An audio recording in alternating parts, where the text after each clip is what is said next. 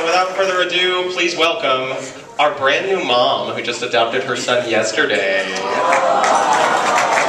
Our Executive Director, Nadine Smith. All right. Wow.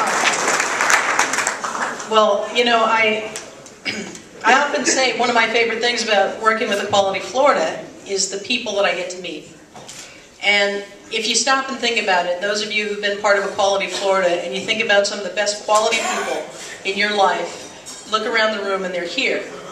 It's because they care about something bigger than themselves. They care about a world that we can envision that we may not be here to enjoy.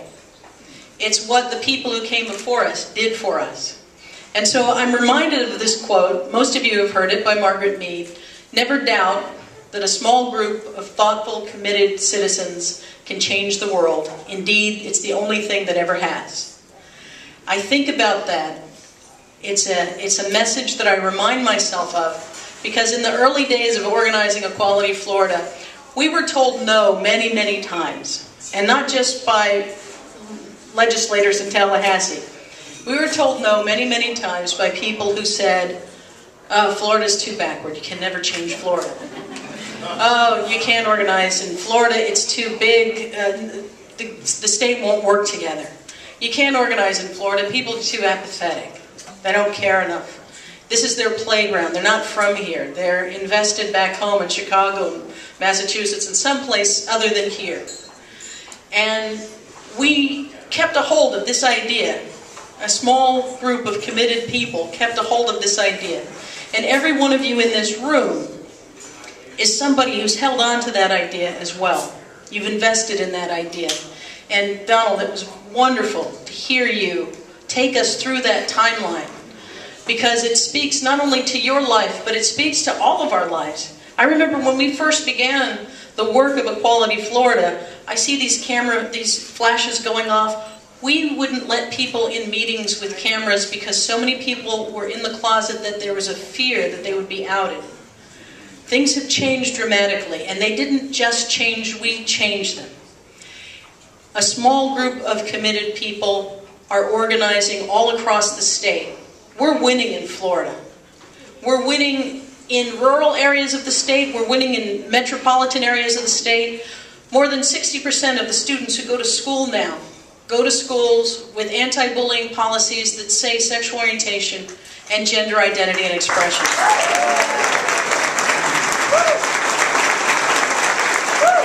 All across the state, the majority of us live in places that have anti-discrimination policies that have either sexual orientation or sexual orientation and gender identity.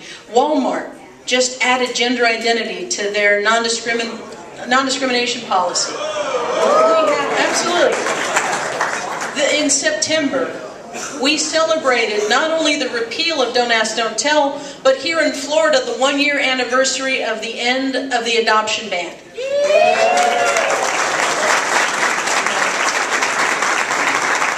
Things are changing, and they're not changing, we're changing them. It's not that it gets better, it's that we make it better. And we do it, you know, the corollary to Margaret Mead's "Never doubt that a small group of thoughtful and committed citizens can change the world" is never doubt that a small action of authenticity, of integrity, will have ripple effects beyond those that you can imagine. I spoke at a junior high school years ago, and you know, I barely remember doing this speaking engagement, but flash forward, and I was invited to speak to a very large audience by a woman who had put this event on, and when she got up, I talked to her, we planned it, and when she got up, she said, "I don't think Nadine remembers this, but she spoke to my junior high class, and I organized a gay-straight alliance, and from that, I formed this group, and that's why we're here today." All of us have these moments in our lives where we have impacted people, and most of the times, you're never going to know it. But never doubt that it matters. It matters that you're here. This turnout is incredible.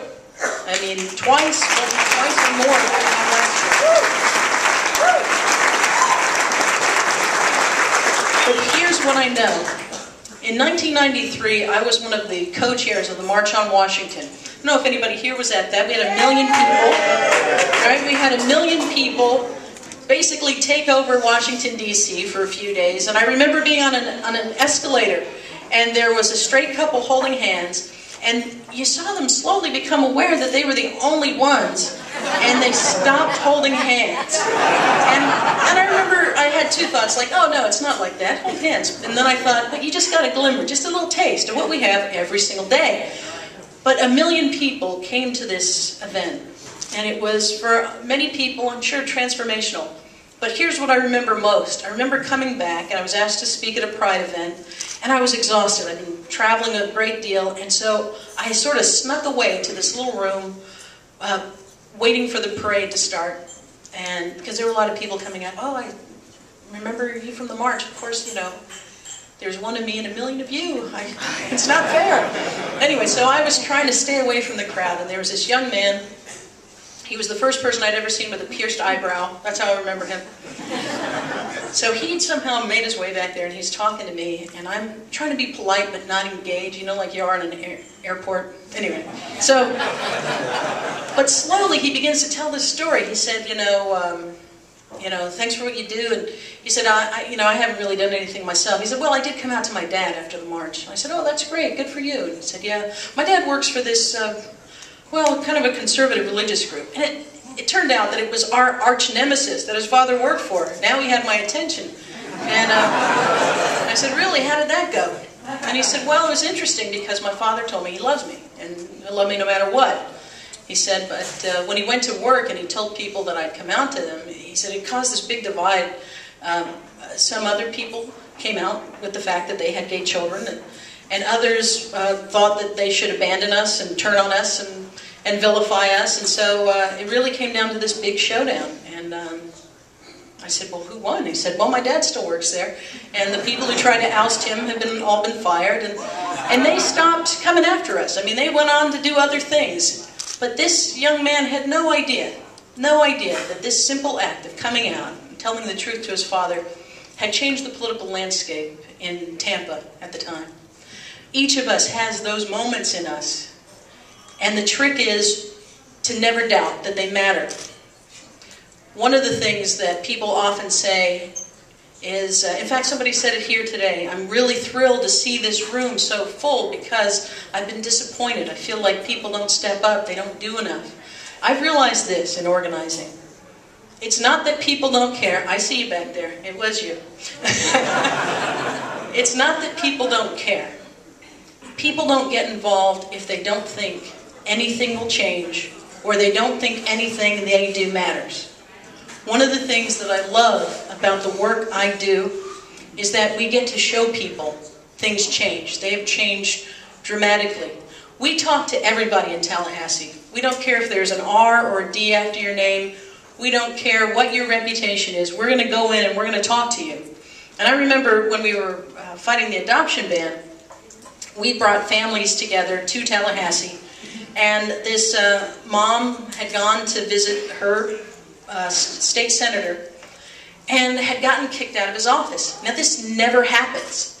Even the most, extreme will tend to just smile in a way that doesn't reveal what they really think, and then usher you out at the end of your meeting. To have somebody thrown out of the office was just unheard of. And so we had one more meeting at the end of the day. Everybody had to go home. And so I said, I'll take that meeting. And I go in, it's a Republican. And I said, I'm here to talk to you about the adoption ban. Well, he gets up and starts walking to the door, and I'm thinking, what the heck? Twice in one day? But instead of telling me to leave, he closed the door and he sat back down. And he said, you don't have to tell me anything about this adoption ban. He says, I know how evil it is. He said, my next door neighbor are two women, and their daughter is my daughter's best friend. He said, if you get a bill to the floor to repeal this ban, I'm going to vote the right way, or I won't be able to look my daughter in the eyes. These are the moments.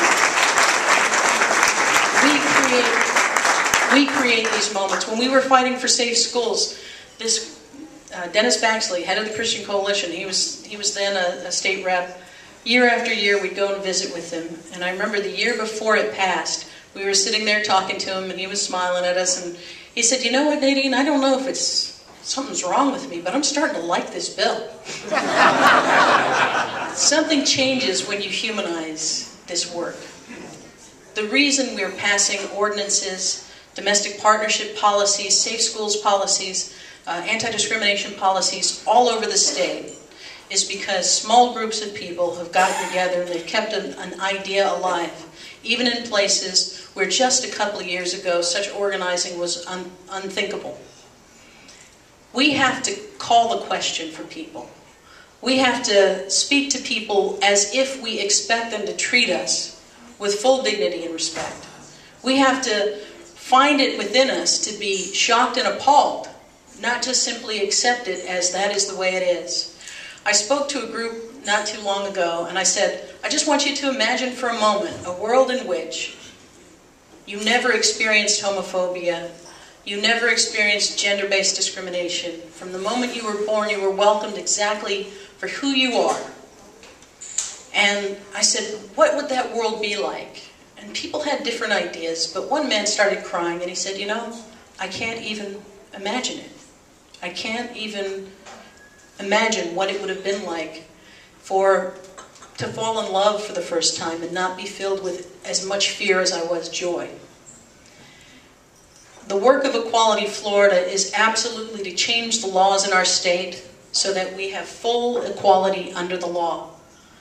But our role is also to change the culture, to change the customs, to create that world so that my son doesn't have to imagine a world in which lesbian, gay, bisexual, and transgender people never experience it. I want him to live in that world. I want him to experience what being fully authentic means. And one of the things that I'm so proud of is that Equality Florida, we're not a gay rights group. We're a civil rights group dedicated to ending discrimination.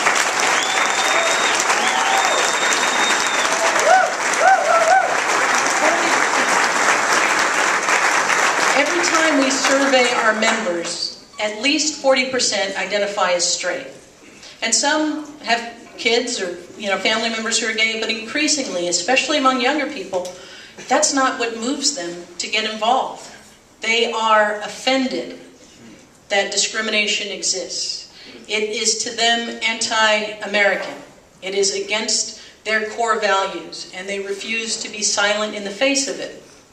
And they have the audacity to believe that their actions matter. So I'll tell you one of the things that I keep in my mind when I do this work, and my dear friend and our deputy director, Stratton Politzer, illustrated it to me one day. He said, I was working out at the gym and these guys near me started using these slurs, these homophobic slurs. And my first impulse was to go, you know what, I pay too much to come to this gym to listen to that, and I'm just going to leave and I'm never coming back. And he said, that was my first impulse. He said, my second impulse was, I'm going to go get a manager. Because, I pay good money to be here, and he needs to deal with these people and tell them that they can't be in here if they're going to be talking that way. And he said, but my third impulse was the one I followed. And that was, I walked over to them, and I said, you're talking loud enough for me to hear, and the things you're saying as a gay man are really offensive. He said, I'm going to ask you not to say them here. I hope you won't say them anywhere. And they said, hey man, no problem, whatever. And they stopped. But it's sort of like what we experience on the political level as well. How many times, sometimes the first step is the right one, to remove ourselves from the places that are doing us injury.